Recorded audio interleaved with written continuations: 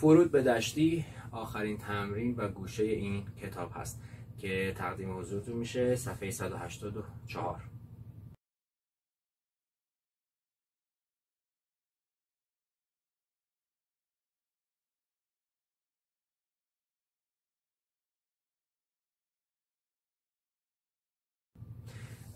کوکمون بود ر لا دو می. از دو دست باز دو ره دو ره دو ره می فا می ره دو سی دو سی دو سی دو ره می ره دو سی لا سی دو ره ره ره ره ره ره دو دو سی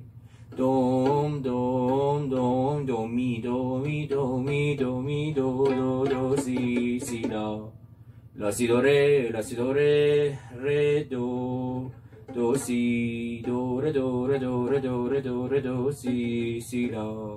لا دو می دو می دو لا.